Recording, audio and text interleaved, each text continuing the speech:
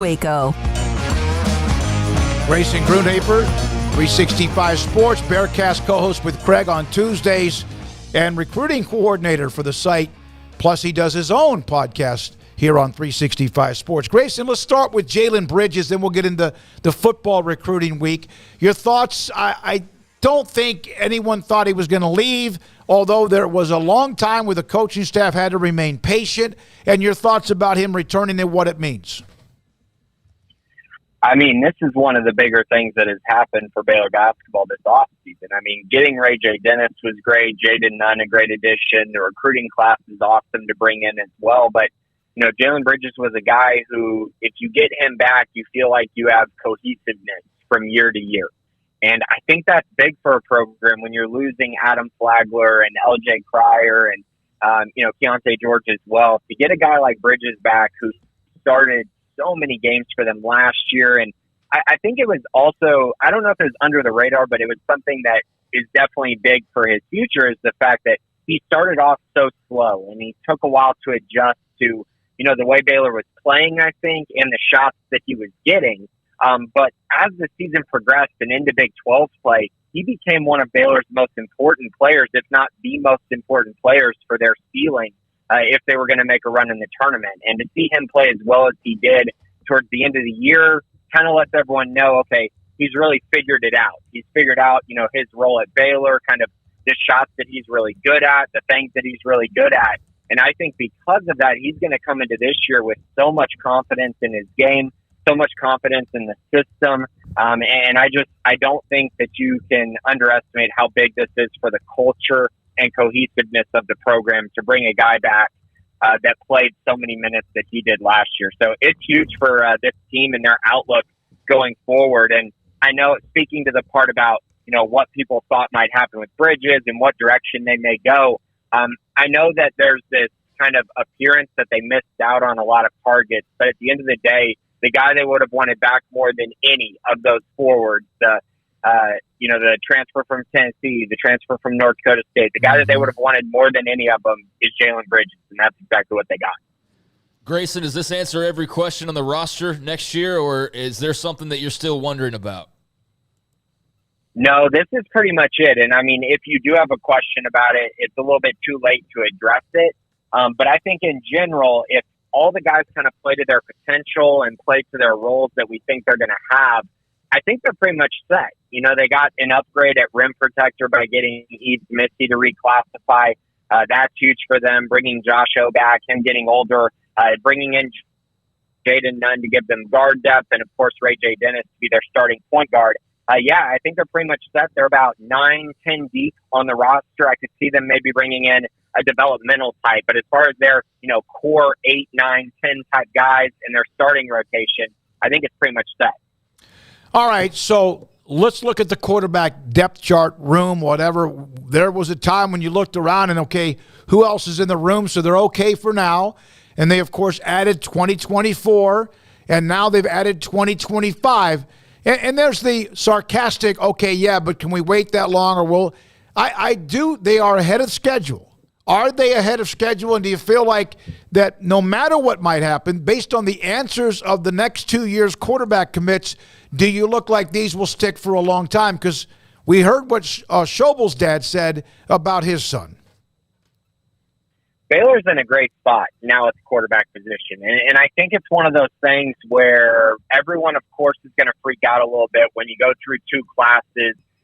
You don't land your guys for various reasons. Austin Novosad at the very end of his recruitment, as he's become, this high-end, 4-star, nearly 5-star type player, he flips to Oregon. So there's all kinds of panic. But I think it's really hidden in there, the fact that Baylor was able to go out and get a guy like Sawyer Robertson, who was a 4-star prospect in his own right, a very good prospect who they won over TCU. And I think that's a big deal for that group. You went out and got RJ Martinez, who's proven that he can play at the collegiate level, not the FBS level, but at FCS, he was very, very good and still relatively young as a walk-on.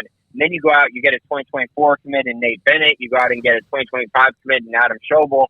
And now I think they're in a position where, if things don't work out or if something happens or, if there's some unforeseen occurrence, I think they feel really good about the fact that, hey, you know what? We can go attack the transfer portal again and find someone that way. Or we can go and reevaluate this recruiting class and go try to find someone that's maybe hidden like they did with Nate Bennett. So I think things are looking really bright at the quarterback position. I think Sean Bell's done a great job of kind of answering the question when it comes to recruiting at the position. And him and Jeff Grimes, I think, have done a nice job finding guys that fit their scheme. And so I think it's a pretty exciting time to kind of watch them, kind of work around this quarterback room, move things around, scramble, and then end up with really a great roster and a great depth chart going forward.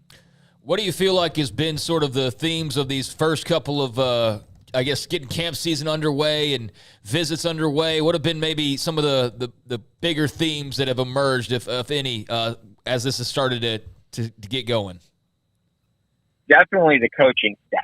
I mean, that is something that has been talked about a ton, and I know a lot of people are kind of down on Baylor's recruiting style, their philosophy, their flair, their excitement, and whatnot, and that's fine. But in general, when these prospects visit Baylor, the first thing that they bring up over almost every time is relationships with the coaches, how they feel so welcome, how they feel like an important part of the program, even if they're not committed. It's just a unique environment and a unique atmosphere. And that's what I continue to hear. That's what I heard on the first official visit weekend. And going into this one, there's a lot of excitement from multiple players who are visiting just about, getting on campus, building relationships even deeper with the coaching staff and seeing what Baylor is all about. And based on how Baylor did the first week, and I think there should be a lot of optimism going forward into these next two official visits, which are going to be very important.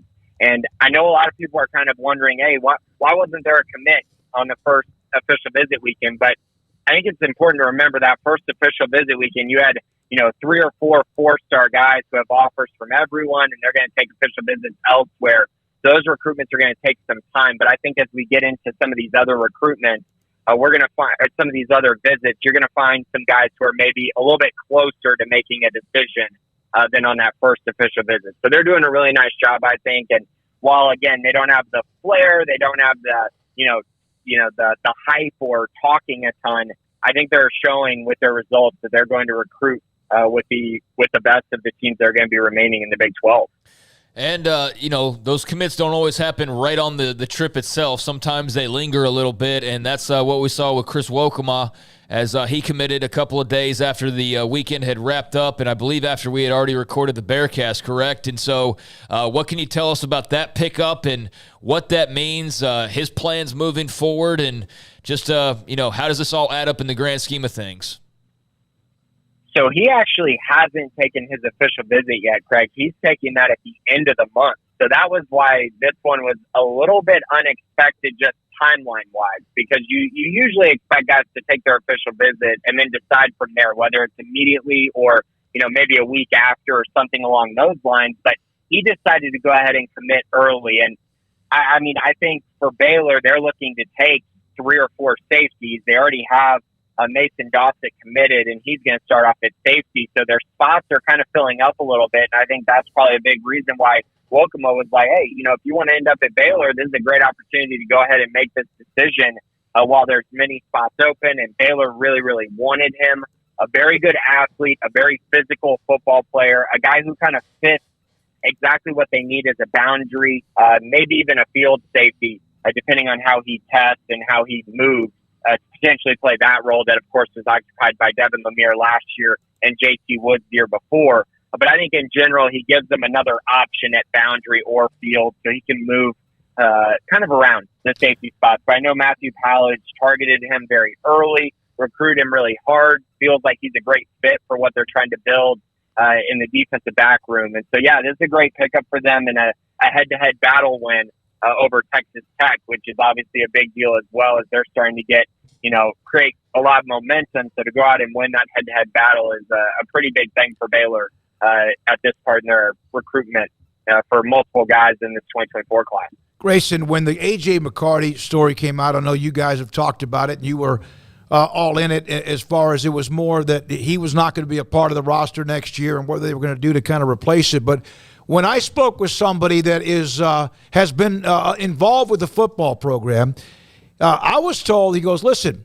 AJ may have also looked around, even though he was a starter, he may have looked around and realized there's some young guns coming up through the system. Now, whether or not they have been tested or they have enough experience, but he told me, and this guy knows, I trust him football-wise and his experience, that they've got some young kids, young players that are different, like really good.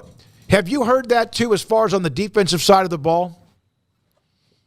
Yeah, and I mean, I don't think that should really come as a surprise. And obviously, if you follow along on the premium side, you should know most of those guys that, they're talking about. And I think last year there was this misconception about Baylor as far as their defensive backs go, because I think a lot of people say, oh, well, they were starting these older guys, so, they must not have a lot of depth behind them. They must be, at a point where they're just, not very talented at defensive back, at cornerback, at safety. But really the biggest issue was they were just really young. And so the depth guys really, you could say, well, just put the talent on the field. Well, yeah, that's nice to say and all, but those guys have to be ready. And I think at this point, those guys are far more ready. I think that was pretty apparent by the fact that Baylor didn't attack the transfer portal for a safety. They did at cornerback, but not at the safety position, even though I think a lot of people would say that they had issues there last year, which they did, with Al Walcott, Devin Neal, Christian Morgan, not really playing to the level I think the expectations were at. But now I think you're going to see some young guys like Corey Gordon and Devin Lemire, who's back, who's going to be a leader of that group. And, of course, Devin Bobby, and you got Alfonso Allen. So you got a lot of young guys that I do think are hungry, and I think they're guys that do have a lot of talent who could emerge going into fall camp. So I think that was a part of it. I also think, there's other factors to this as well. I mean, he was going to split time with Bryson Jackson anyways. So I think the thought that he was a locked-in starter, I don't think that was necessarily true due to the young talent and the fact that he was going to be a part-time player with Bryson Jackson anyways. So I'm not really too concerned about it. This is a situation where I think Dave Aranda is, kind of fixing some of the problems that happened a year ago and making sure that those problems don't pop up again. And in order to do that, you might have to move on from some guys. And so I think right now Baylor's in a better spot than they were, even though if you look at their depth chart, you might think otherwise. But I do think this is one of those things where culture trumps talent. And I think that Baylor actually, at the end of the day here, they're going to improve their culture and could improve their talent if these young guys can really take that big step forward, which I'm kind of expecting. Thank you, Grayson. Appreciate you, man. Appreciate your time Fridays. And whenever there's something else, plus the Bearcast with Greg on Tuesdays, Grayson Grundhoefer. One quick note, we need to break.